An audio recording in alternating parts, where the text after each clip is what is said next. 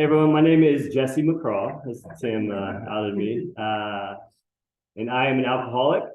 I'm an addict. I'm someone who experiences depression and anxiety, body dysmorphia. I've had a lot of love and relationship issues along the way, and the reason why I like to identify myself using all of this is because you know, several years later, I realized that that's what this book means by alcoholism. My sobriety date is August 2nd, 2009. My sponsor's name is Kelly Henry.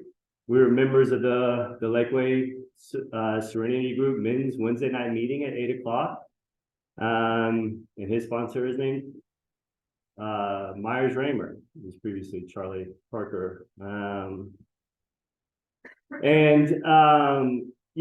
Through the years of understanding what this disease entails and what my experience has shown along the way is, it's been a while, right? Since I've had any mind-altering substances in my body.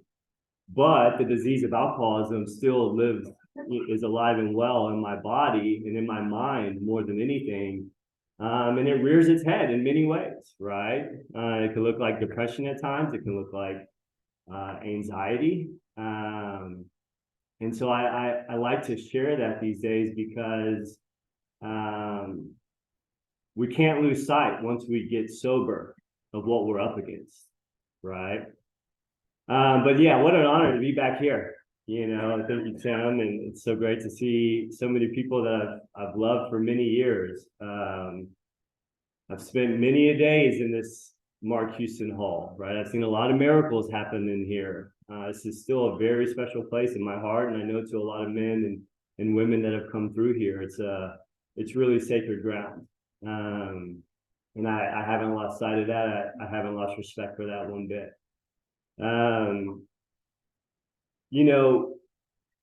Another part of the reason why I like to identify all of these other aspects of alcoholism, because when I got to the rooms of AA, I didn't quite understand what alcoholism was, right? 24 years old, I was very much a binge addict, a binge alcoholic. I'd go on runs for a couple of days, couple of weeks, couple months, and wind up back on my parents' couch and sleep it off for a couple of days, a couple of weeks, a couple of months, and so I found a little bit of money or an exit plan from a buddy, and I hit the ground running. So when some circumstances led me to understanding that I needed AA to change my life, you couldn't have convinced me that I was an alcoholic, right? The only way that I could identify alcoholism at the time was, from what I knew from the show Intervention, right? This is, 2007, 2008, when I'm looking at these grown men with, liver spots and couldn't keep a bottle out of their face, right? Or these super gnarly, what I thought was super gnarly addicts that had a completely different life than I did, right? So it was really hard for me to identify with that. But as you'll hear in my story in a little bit, my life was completely unmanageable, and for that reason, I knew that my life needed to change. But when I got into the rooms, I'd been to a couple meetings prior to that situation, and the one thing that I had heard is that this had worked for millions of people, right? It worked for millions of people, and the way that I drank and drove, the way that I did whatever drug that was in front of me, it was all under this notion that I wouldn't be that statistic, right? I wouldn't be that statistic that, got into an accident, right, or became addicted. And what I now know is that little bit of an open mind allowed me to show up in these rooms with an understanding that if it's worked for millions of people, why wouldn't it work for me too? Right? If it's worked for millions of people, how could I be the one that it didn't work for? So I showed up and I just started asking questions, and what I like to boil this down to is the very reason why I'm up here wearing a sport coat, right? Like I'm not the kind of guy, as I try to play off, wearing some sneakers with my sport coat these days, but I don't like wearing jackets. But my grant sponsor told me years ago, like when you show up and speak and represent AA, you wear a jacket, right? He actually said wear a tie too. So I'm not following directly to the utmost, right? But it's nice sweater weather outside. But I still do that, right? I still introduce myself the way my sponsor told me to, right? I still identify myself the way my sponsor told me to, and it's because I've learned how to follow directions, and if there's one very simple way that I can sum up my success in AA and through these 12 steps, is because I was just willing to follow directions. And it's been really easy for me, right? I have over 14 years sober, and yes, life is hard. Yes, it can be difficult sometimes just because that is what life is. But when it comes down to staying sober and continuing to make progress and continuing to grow, that has been really easy for me. And I will get on a soapbox about that, because I don't think that that's shared enough. And maybe I'm the anomaly, but I'm sharing it because if it's been possible for me, it's possible for everyone, right? I'm nobody special. And so following direction is all it's taken for me, or at least that's how simplified I want to keep it, right? Because one thing that my sponsor told me early on is that as long as we have the willingness to continue seeking to grow, we will be okay, right? And over the years, that has come in some different forms, right? Some curiosity about other avenues of spirituality, but nothing from the 12 steps has ever been changed in my program. I've only added to, right? I've never taken from. And for that reason, I've always had that willingness to continue seeking to grow. And I've had some really cool experiences along the way, right? As I'll share with you here in a little bit, but boiling it down, always having that willingness to continue growing and just simply following direction, right? There's a reason why we have sponsors, and I've continued to ask my sponsor what to do at certain times, because if he gives me that direction based on his experience, it's very likely that I'll have a similar experience as well. And so, like I said, coming into the rooms at 24, coming back to the rooms at 24, I had the understanding that this would work for millions of people, but I didn't think that I was an alcoholic, right? I was young. I thought I was just living the party lifestyle, the freedom to kind of do whatever I want. And it wound up with some pretty heavy consequences. So I showed up here with the willingness and for the first time ever, some honesty with myself about what my life had come to, right? And it took those circumstances for me to get honest with myself about that. But I knew that my life needed to change. And so when I started sitting in these rooms and hearing other people talk about alcoholism, right? First, I'm finally honest with myself enough to really look at my life. And when they start talking about these three aspects of the disease, right? When they start talking about this physical allergy, about, how my body reacts differently than those who are not alcoholic, and the inability to control the amount they drink once they begin, I started to have these flashbacks, right? I do think that I'm pretty lucky in the sense that I have a good memory, right? Like even a handful of Xanax couldn't keep me from remembering the night before, right? Which is really weird, but it's the truth, And so I started remembering back to like when I first started partying, right? Like these high school parties and thinking about how I was typically one of the last ones at the end of the party, walking around. This is like when you have two cases for the whole party, right? And everyone's passed out, everyone's going to sleep. I'm the guy like shaking beer cans at the end of the night, right? Just trying to get that little bit more, even taking a couple cigarette butts to the face, right? But unknowingly, I didn't do it by choice. But, I started to think like, what if that was possibly the inability to stop, right? What if that is this physical allergy that they're talking about? Always coming from this perspective of like, not trying to disprove, but the willingness to prove, right? I definitely understand that many people's experiences are, I'm going to prove how this isn't me. Unfortunately, that wasn't my experience, right? And then, as I got older, I started doing anything that was in front of me. And, when it comes down to it, right, like who doesn't do a little cocaine and want to do some more, right? So that was a little bit hard for me to prove. But when I got honest with myself and realized, well, you smoked crack for 9 months, and then you graduated to the needle and couldn't keep a needle out of your arm for a year, before these consequences hit. It's like, okay, it wasn't just doing a little cocaine, if I'm being really honest with myself, right? And so that one was pretty easy for me to understand and to accept, right? That maybe my body reacts differently than my parents, my sisters who are not alcoholic. But when we started talking about the mental aspect, and here I am 14 years later, like, I think it's important to understand from my experience is that I don't think the mental aspect of this disease goes away, right? If I never consume another substance again, I'm not going to trigger the allergy, right? But this alcoholic mind is still alive and well, right? Now, based on spiritual practices, staying active in a program of recovery, it's curved in that bay. I have not experienced the mental obsession, which I think is slightly different than the mental aspect of this disease, right? The mental aspect of this disease is what tries to convince me, with several years sober, AA meetings aren't good anymore, right? People just don't understand what I'm going through, okay?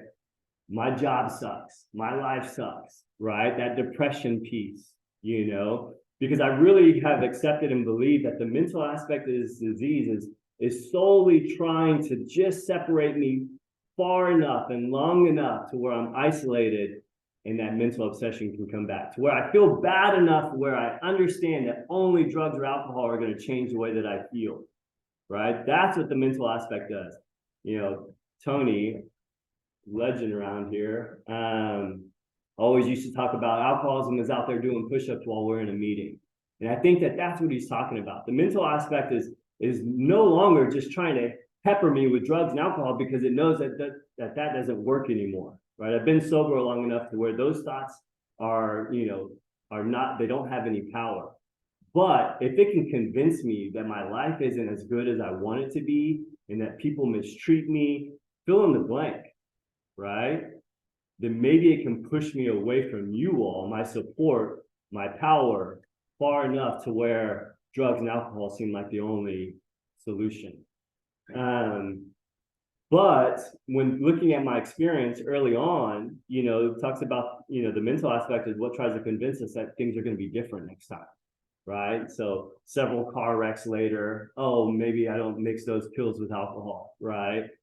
Skin's turning yellow. Okay, maybe I need to switch to beer. Getting a little fat. Maybe I need to switch back to liquor, right? All these different convincing ways to where maybe if I just change my using and my drinking a little bit, I won't experience the same consequences or the same outcomes, right? And that's what the mental aspect is really trying to do in active addiction, right? Whatever it has to do to get us back to using again, and drinking again. And so, being able to look at my experiences and understand all my near deaths, right, where I woke up the next day and went back out thinking I could do something different, it resonated with me for sure. But the spiritual piece was it was new to me. I was raised in a household that spirituality, religion, none of that was mentioned, right? The only time I heard the word God in my house was when my dad was cussing, which only happened like 5 times, and I can look at that now as a major benefit to my experience with the 12 steps. Because I've gotten to work with a lot of people who come in here and really struggle with the idea of God, and fortunately for me, I didn't know what it was, so when the second steps, talking about God, I'm just like, sure, yeah, whatever, let's go, right? Because my life needed to change and I was willing to do whatever it took. So you want to talk about God? Cool. I don't know what that is, but tell me about it, right? What's next, is really what it came down to. But once again, like really getting into the middle of this and listening to other people's experiences and understanding about this malady, right? The spiritual malady that the book talks about, this emptiness that we experience that only drugs and alcohol can fix. I got really honest with myself, and I started looking at my life as a whole, and I started looking at the way I felt around people, like literally in my relationships, the way that I felt with other people. And I was honest with myself to understand that I never felt enough. I can never feel good enough, cool enough, loved enough, whatever, right? And so I did many things to fill that void way before drugs and alcohol. Coming back to when I was 6 years old, I'm an 80s baby, right? So Ninja Turtles are a major part of my life. And at 6 years old, all of my friends had all of the cool toys, right? I just had my little Leonardo, and my buddy down the street had everybody with the pizza shooting van and everything, right? And so what did I do? I went to the store with my mom, and I stole myself a Michelangelo so that when I went outside the next day, I could feel that much more cooler with my friends and hopefully that much more accepted. Fast forwarded to high school. I won runner-up as best dressed male in my senior year because 70% of my wardrobe is stolen, right? My parents couldn't support me in the way that I needed to, and so I stole clothes so that when I showed up to school, I would feel that much cooler than I would have without them. And girls, right? Girls have always been a major piece of what made me feel okay. I went from girlfriend to girlfriend to girlfriend with the whole goal of having them tell me that they loved me. And once they told me that they loved me, that would be okay for just long enough until I needed someone else to tell me that, right? And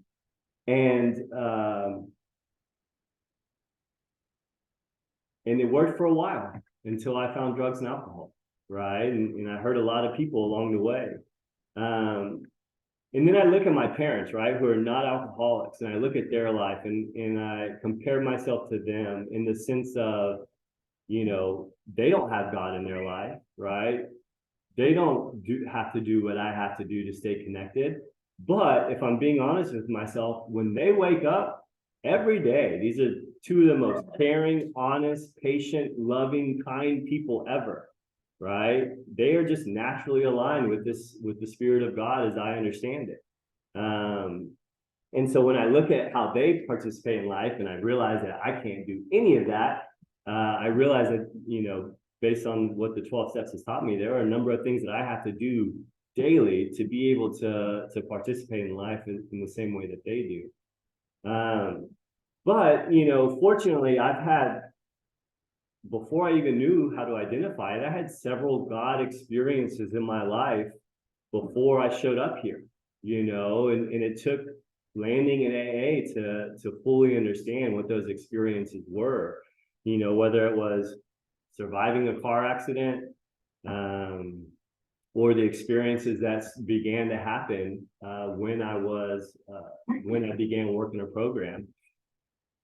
And so, long story short, from the age of about 16 to 22, I just continued to escalate and progress through 23 through multiple stages of addiction and alcoholism, trying anything and everything I could find. Found a couple things that I really liked and did those a lot more than the others. Unfortunately, there are some things that I never found because the way that I drank and used, I probably wouldn't be standing here with you guys today, right? But when I realized that I hadn't played baseball, which I had done from the age of 4, for about a year and a half period, I realized that's what shook me and was like, what's going on with your life, man? Like, you haven't touched a baseball field in a year and a half. I kind of woke up to this idea that like something has shifted with you, and so at that point I did whatever I could to get back on the baseball field, and I started doing the coolest thing I'd ever done in my 22 years of living, and I started coaching 9 and 10-year-olds in this organization, and it was the funnest thing ever, right? I mean, prior to that, I was a professional part-time worker. I had just a job to bring a little bit of cash, but just little enough responsibility that I could disappear for a couple of weeks and nobody would say anything. And so this was like my first real consistent job after blowing off a opportunity to play junior college baseball. And like I said, it was the coolest thing that I could do, but I still remember, coaching this tournament and this kid scoring, and I'm running up to him and I pick him up and he literally looks at me and says, "Coach Jay, what's that bruise on your arm?" It's where I had missed a shot the night before, and that kind of shook me, right? But having a regular paycheck was made me feel like a king. You know what I mean?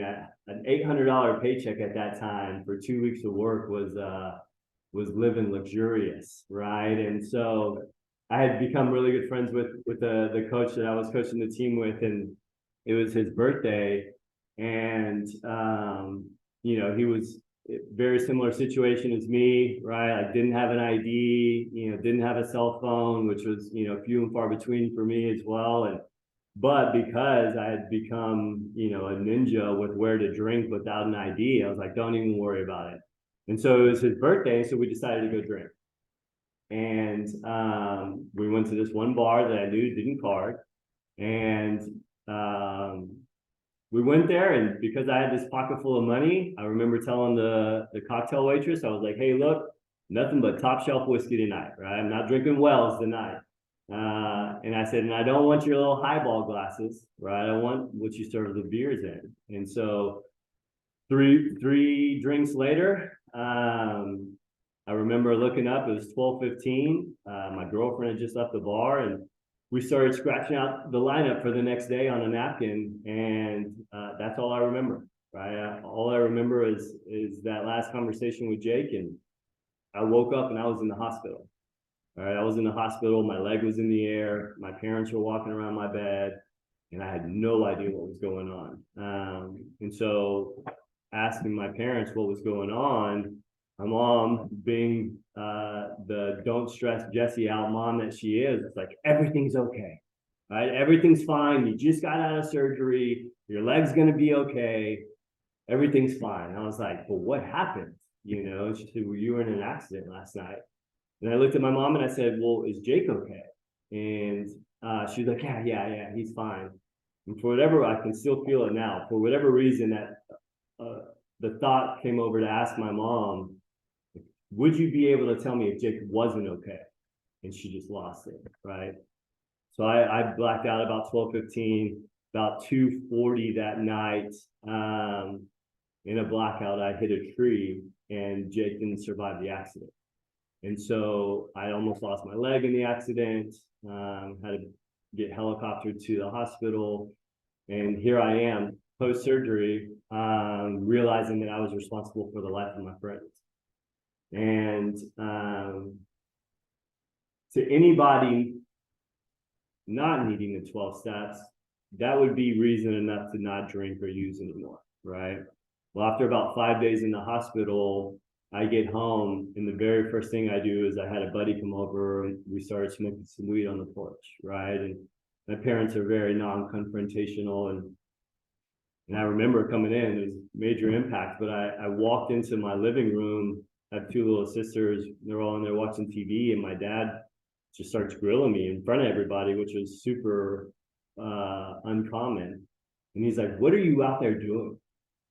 And I was like, "Hanging out with Danny." He's like, "Are you out there smoking?" And I was like, "No." He's like, "I know you are." He's like, "Don't you realize your life is on the line right now?" And I had the audacity to tell him in that moment, right? "Don't you realize what I'm going through? Don't you realize I'm the one that just lost my friend? I can't walk. I lost my car." And it took me several years in a program to realize that was the mental aspect of this disease, right? In that moment, I was completely incapable of owning the responsibility for what I had done. In that moment, I was still the victim of the circumstances that were presented to me. And I didn't get it, right? A couple weeks later, I'm drinking again. A couple weeks after that, I'm shooting dope again, right? Because of everything that I had to deal with, not because I put myself in this situation and caused a whole lot of hurt and harm to other people.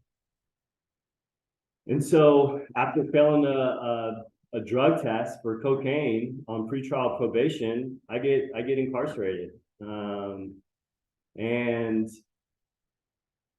when, for whatever reason, about 6 months into county jail, 4 months into county jail, I wound up in a 23-hour lockdown cell, right? I could only go outside with 3 people. I could only, take a shower and watch TV for 1 hour a day.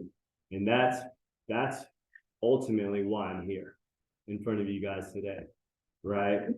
Is because in that jail cell, I was able to take an honest look at my life and think about, like, what has happened, right? What has happened? This is not who you are. This is not who your parents raised you to be, right? But here you are. This is the result of the decisions that you have made. And so before I knew what it was, I hit my knees and made a third set decision in that moment that I was willing to do anything and whatever it took to avoid having to deal with that situation again.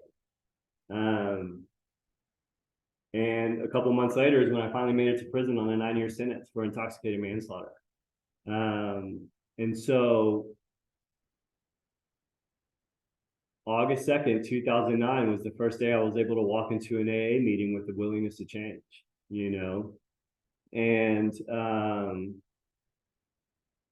and fortunately, there were these 4 guys that showed up on August 2nd, 2009, right? Because without these 4 guys, we would not have been able to have an AA meeting, but they showed up and they were the first vision of hope that I had ever seen, right? Because I'm the only kid that's gotten in trouble in my family, only person. And, as a felon, I think I'm going to be subject to breaking rocks for the rest of my life, and these 4 guys showed up and, did dope a lot harder than I did and been to prison a lot more times than I did or I had.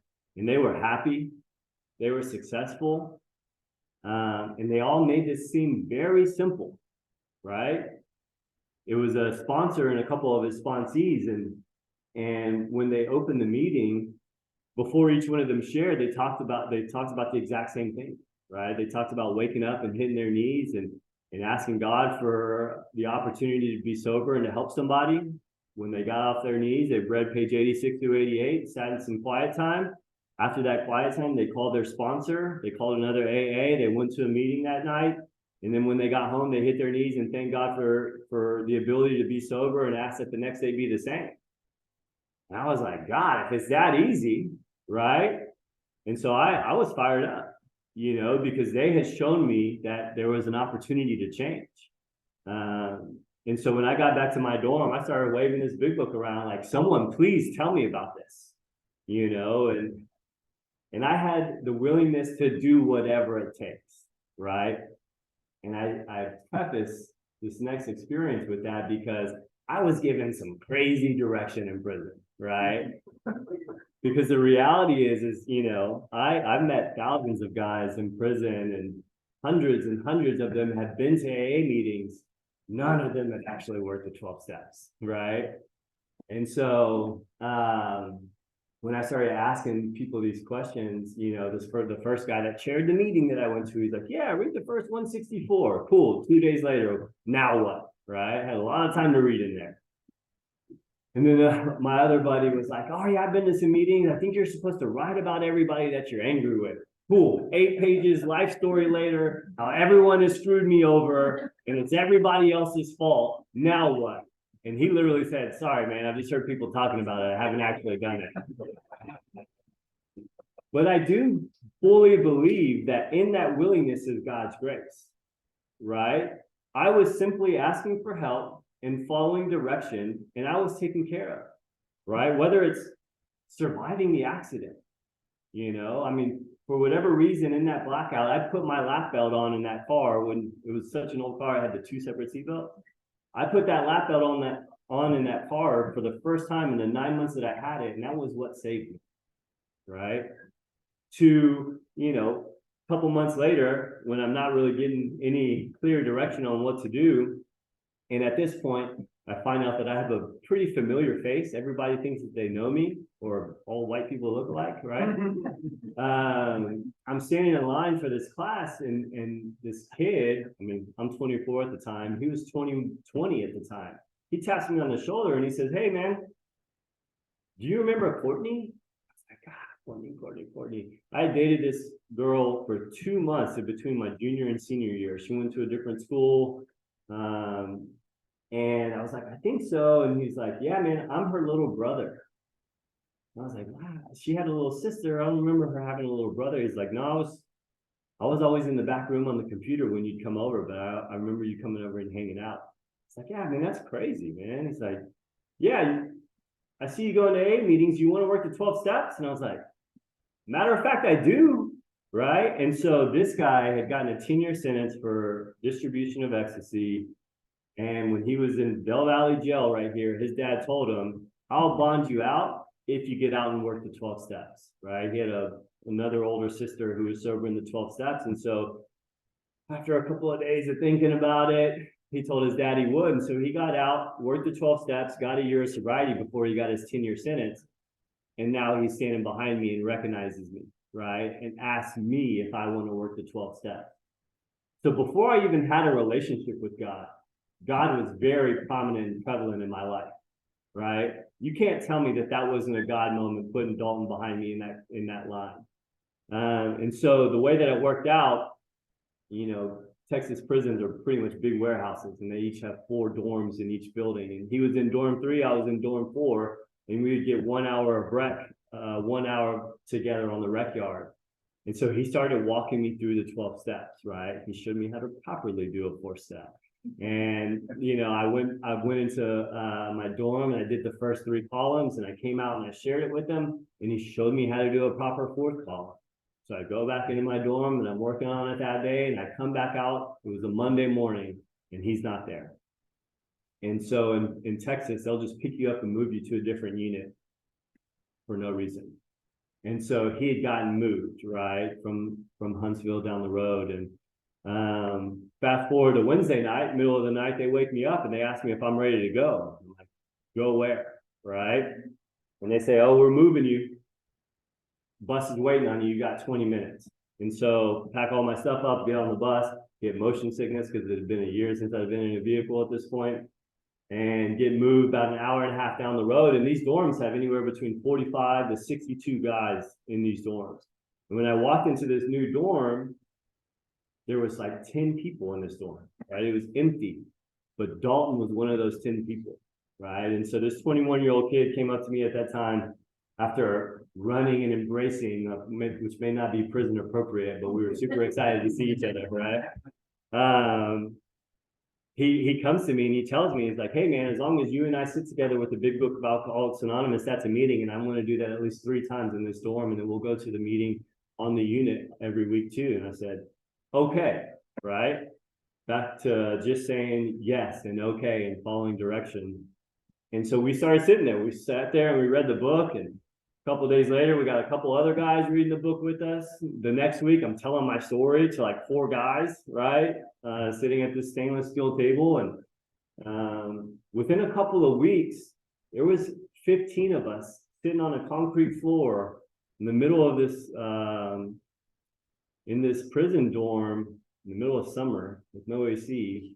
But we were having a legit AA meeting, right? Where my 24-year-old self, his now 21-year-old self, have these grown men pouring their hearts out to us. Can't keep a bottle out of their face, 5, 6, 7, 8 DWIs, can't keep a crack pipe out of their face. And they're asking us for help, right? And it was one of those moments of like, why me? Why are they asking me for help? But at this point, I was already making amends to my parents. By the way, they came to see me every 2 weeks. They kept money on my books. I didn't fight anybody. I didn't have like a hardcore prison experience. I need to be transparent about that, right? Like, it was pretty easy for me. Definitely didn't like harden me or anything, But I say that because I got to make amends to my parents in that process. When I got to the ninth step, they showed up and I got to make amends to them. But because I was active in a program of recovery, these guys saw within me what I couldn't see for myself. And that was the power of God beginning to work through me as a result of working these 12 steps.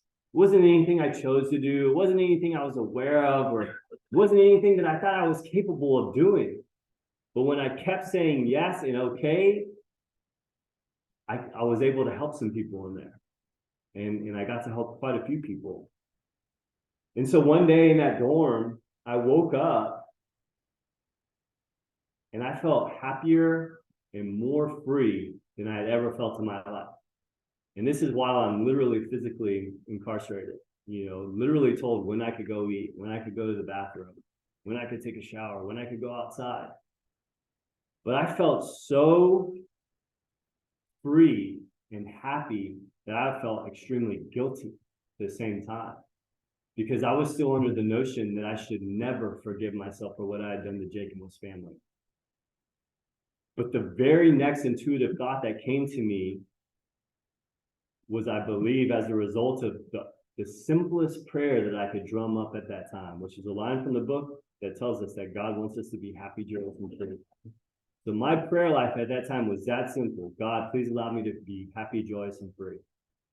And in that moment, that intuitive thought was, how dare you determine when God is or isn't going to answer your prayers? And so I accepted it, right? It's like, if this is how I'm supposed to feel, rock on. And as a result of that, like I said, I got to help a lot of people in there. And sometimes it was just reading the book. For whatever reason, a lot of guys were saying, I'll just work the steps when I get home. I'm like, yo, what else do you have to do, right? Like, we literally have all the time in the world right now. But I was available. I became like a secretary, I got to print out like little completion certificates for coming to 8 meetings. Actually, I had to tell, one of the scariest things I had to do was tell an Aryan Brotherhood guy that I wasn't going to falsely give him a completion certificate. And there was that piece of me that was like, I can't lie anymore. I've survived on lying my entire life, right? But I told him no, and he walked away, and I go, what did I just do, God watched over me. And so, I got home June 6, 2012, after 45 months incarcerated and almost 3 years in a program. And I got home and I hit the ground running, right? I have a really cool experience of the guy that I did the majority of my running and gunning with. He moved back to Austin from where he got sober, and got about 14 months sober before he moved back to Austin, 3 weeks before I paroled home. And he had no idea I was coming home.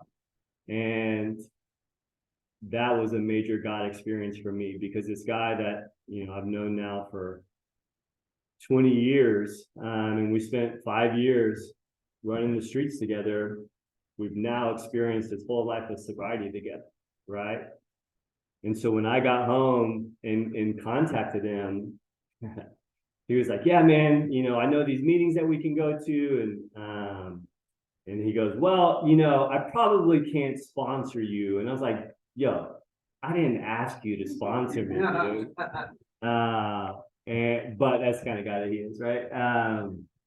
And so, he got me connected with a sponsor, and I had 2 home groups at the time, right? Like, I was just all the way in. And having done the work as well as I have, or as thoroughly as I did at that point, I had learned these things about myself, right? I had learned these defects of character. I'd learned these downfalls that I needed to avoid. And I completely understood that girls were going to potentially be a problem, right? I learned that before drugs and alcohol, girls were an issue. And so, I got home and I worked the steps with the sponsor that I had at that time. And I told him, I was like, look, man, I just don't trust myself around women, and he's like, yeah, it's fine. Why don't you just give it some time? before you jump in a relationship. And through that experience of a couple of months, I realized that I could be friends with girls, women, and no longer try to get them to fall in love with me, right? No longer try to convince them that they love me. And that was a very powerful experience, right? That was an extremely powerful experience. And one of my good friends today was one of those first girls that was one of those friends that I was able to determine, like, hey, I don't need that anymore. So beginning to see these spiritual shifts in real time, because to be honest, I got home and I told my sponsor, I was like, today is day one. Today is my sobriety date. And he's like, dude, no way. Like, you've been sober for a long time. Like, you've worked the 12 steps. Like, you have to give yourself credit for that. But I knew that there was going to be a whole new set of circumstances when I got home that I didn't have to deal with while I was in prison. Mainly girls, right? No girls in prison. But that was a huge shift, and fortunately for me, Dalton got me connected with this gal that I was in while we were in prison, and I started writing her, and it never became romantic, right? She was just super supportive, and I appreciated the friendship. I didn't necessarily want to write her. Dalton made me. And so when I got home, I was super grateful, right? I had, my buddy that I was telling you, I had a couple buddies and my parents and all of my family and some old, friends' parents, supporting me through that whole process. And I was just so overwhelmed with gratitude that so many people supported me, because before this experience, before being taken away from all the people that loved me, I operated in this delusion that family is family, right? Of course they love me. They're supposed to, they have to. But my friends are the chosen ones, right? Like, they're the ones that chose me. And so therefore they're more important to me than family. And like I said, I had a couple of really good friends that supported me through that process, but I got to understand how important family is, how important my parents are, my grandparents, my aunts and my uncles, my sisters. And so, being overwhelmed with this gratitude, I was able to share that with them, and stay and create this new relationship with them that I completely avoided for several years. And getting back into the mix with my family is still one of the most beautiful aspects of my recovery, But going back to this girl that I was writing, I called her and I was like, yeah, thank you so much for supporting me. Being the vulnerable, raw nerve that I was like, can't wait to meet you, but I just don't trust myself around women right now. So it's going to have to be a couple months before I can meet you in person. And she's like, sure, whatever. And I was like, but I'd love to stay in touch with you, right? And as she tells the story today, I may have started calling too frequently, right? And fortunately for me, I learned at that time, how loyal she is, because she had a boyfriend, right? She's like, hey, look, I just don't feel comfortable talking to you this often. I have a boyfriend. Fast forward, that's my wife today, right? And so, through this process, I really truly believe that this power connected us. And a couple months later, actually, we just surpassed being together for 11 years now, 8 years married, and as of last September. And the reason why I bring that up now is because of that spiritual shift, man. Like, she is the only person that I've been capable of being faithful to, and coming from a guy that needed so much from girls and women to be able to be content in a relationship is still a major God presence in my life today, and that's why I identify as someone who struggled with like love and relationship issues too, because that is also something that the power of doing this work has allowed me to have a spiritual shift in.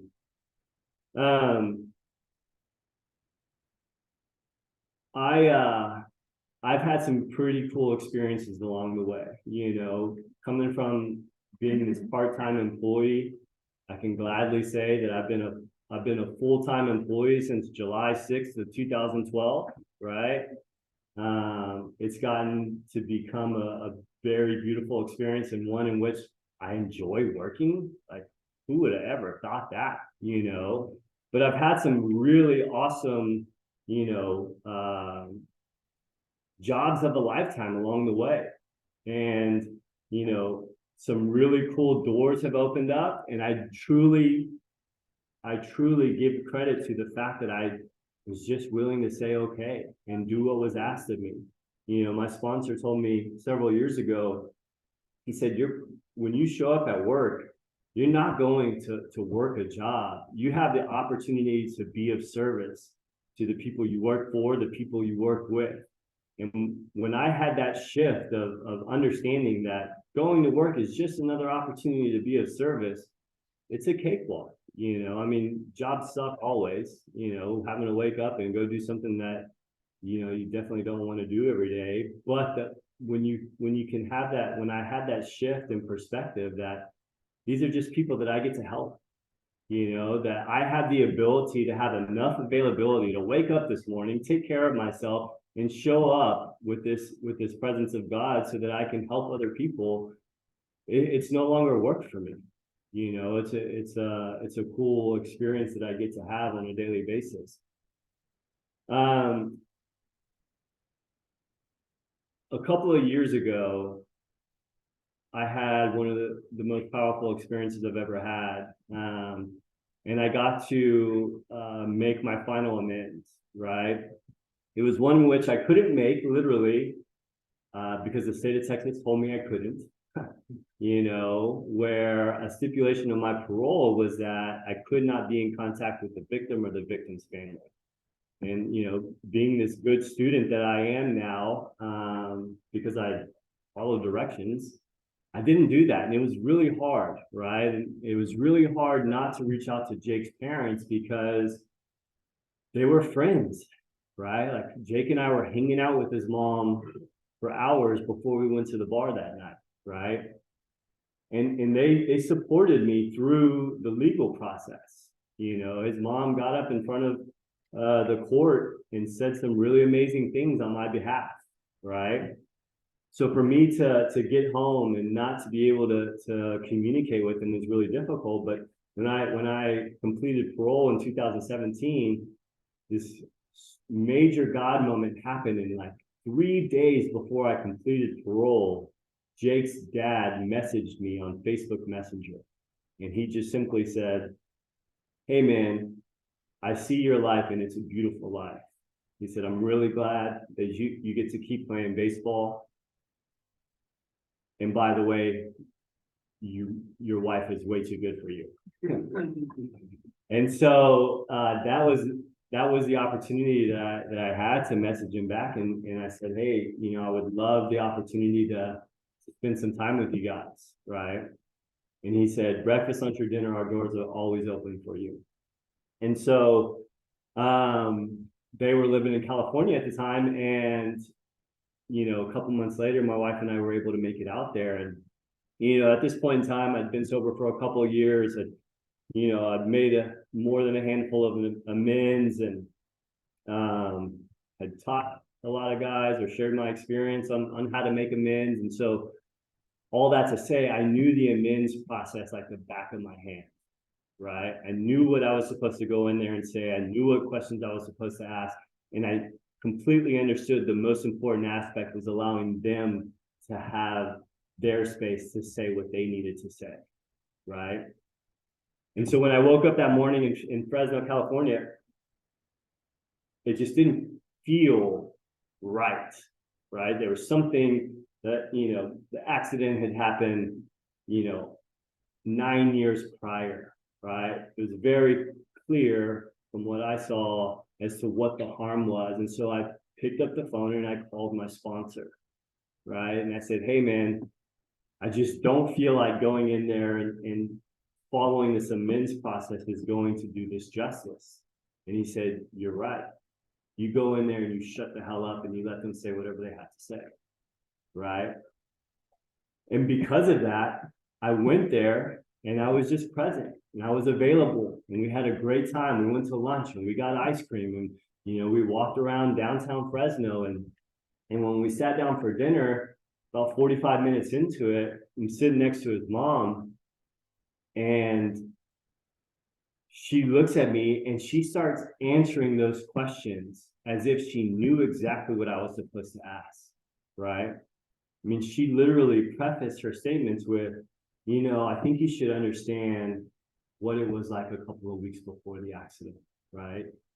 Jake started giving away all of his belongings, to his nieces and nephews, all of his baseball memorabilia. And, and then, the following week, for whatever reason, he broke down to me and just talked about being such a disgrace to the family and how he's let his grandparents down and, this failed baseball career. And she said, and in that moment, I was able to tell him everything that I would ever want him to know before he died. And then she went on to tell me that the next 6 months after the accident was the most difficult time of their life and that they still can't watch baseball the same way, right? All this stuff that I didn't know, right? Which is one of the questions that we're supposed to ask when making the amends. And, how else I had harmed them. All of these aspects of their life that I would have never known had I not followed direction and been present for them, for her to have that space to share with me. But then she looked at me and she grabbed me by the arm and she told me, she said, but Jesse, I understand why you survived that accident. She said, because what you do with your life today, I know in my heart that Jake would have never been able to do. And the fact that you get to help as many people as you do, all I could ask of you is that you continue to help as many people along the way, because I know that that's why you survived. And to be able to hear that from her, right? Like I had already come to understand that when I gained this usefulness of being able to help people, right? It's still hard for me 14 years later, 15 years later, to talk about that accident, right? Because I'm faced again with the responsibility of what I've done, and but for whatever reason, when I'm honest and when I'm vulnerable and when I talk about it, because that's what led me here, people connect with it. I don't know why, but my experience shows that that's what the reality is. And so I don't shy away from it. As painful as it is for me, hard it is for me to not cry up here in front of you guys right now, I do it because I understand that it gives me the opportunity to be there for somebody else. And if that's why all this has happened, then it is what it is, but to be able to hear it from her is forever life-changing, right? And so that's why I continue to say yes, right? That's why I continue to show up. It's why I continue to stay active in a program of recovery so that when I'm asked, I can. Because without it, I don't care about you guys. I can be sober without a program of recovery, and all I want to do is whatever I want to do. I'm sober, but I'm not available. And that's what the work allows us to do. Steps 4 through 9 clears that pathway so that our brain can connect with our hearts, right? Which is what I've come to realize is where this power lies, right? The book tells us that the fundamental idea of God is within every man, woman, and child. And when I have the opportunity to connect with somebody else, that's whether it's an alcoholic, whether it's my family, that's when I connect with this power. And if I'm not staying active in a program of recovery, I don't see those opportunities. I don't take those opportunities. Those opportunities aren't presented to me. And so that's why I will and continue to stay active in a program, because those are the moments that allow me to understand why I'm here. And so with that, I'm here. I'm available. I'm willing to help anybody that approaches me. And if I'm not the right person, or if I don't have the time to, I have been able to grow an amazing fellowship of men and women around me that are capable. And I'll do anything I can to make sure people get the help they need. My name is Jesse McCraw, and I'm alcoholic.